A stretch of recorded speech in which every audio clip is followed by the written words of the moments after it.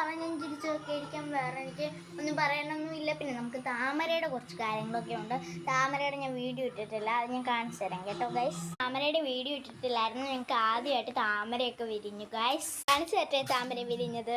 മൊത്തത്തിൽ 3 എണ്ണം ഉണ്ടായിരുന്നു. 2 എണ്ണം ഇപ്പം മൊട്ടായിട്ട് ഇപ്പം ഉണ്ട്. ഒരെണ്ണം അത് പറിച്ചു താമര വിരിഞ്ഞിട്ട്. എന്നിട്ട് ഞങ്ങൾ അമ്പലത്തിൽ കൊണ്ടുപോയി. അത് ഞൊങ്ങിയിരിക്കുമായിരുന്നു, കാരണം മഴയും കൂടി അല്ലായിരുന്നു. പക്ഷെ വിരിഞ്ഞ് രാവിലെ നല്ല വിരിഞ്ഞിരിപ്പുണ്ടായിരുന്നു. അപ്പം ഞങ്ങൾ അമ്പലത്തിൽ കൊണ്ട് കൊടുത്തു.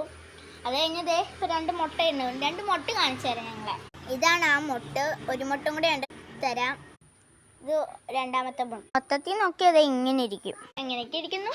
പിന്നെ നമുക്ക് മുട്ട ഞാൻ എല്ലാവരെയും കാണിച്ചു തന്നിട്ടുണ്ടല്ലോ, ഇനി ആ പേര് മറക്കണ്ട. പിന്നെ ഞാൻ താമര വിരിഞ്ഞപ്പോൾ ഒന്ന് വീഡിയോ എടുക്കണ്ടായിരുന്നല്ലേ. പിന്നെ ഞാൻ എപ്പോഴും വീഡിയോ എടുക്കുമ്പോൾ മീനുകളെ കാണിക്കുമല്ലേ, അത് ഇന്ന് കാണിച്ചില്ല, കാണിക്കട്ടെ.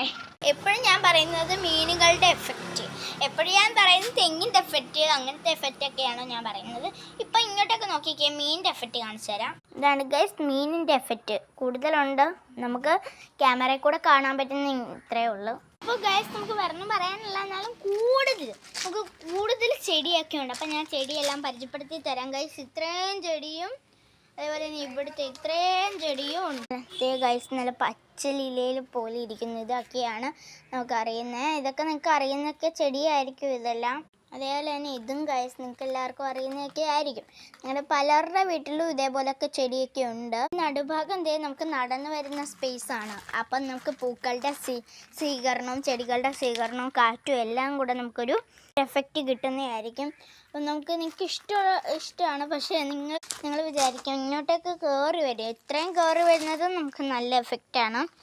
കയറി കഴിഞ്ഞ് ഇങ്ങോട്ടേക്ക് പോകുമ്പോൾ 3 സൈക്കിളിരിക്കാം, 2 സ്കൂട്ടറിരിക്കും, 1 കാറിരിക്കും. അത് നമുക്ക് ഒതുക്കാൻ നോക്കുക ഗൈസ്.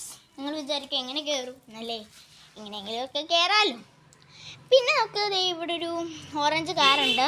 ഏതെങ്കിലും കാറാണെങ്കിൽ പറയണം ഗൈസ്. ഇവിടെ കുറേ നാളായിട്ട് കിടക്കുന്ന ആ കാറാണ്. ഇപ്പോൾ എവിടുന്നോ വന്നേ, ഞങ്ങൾക്ക് അറിയത്തില്ല.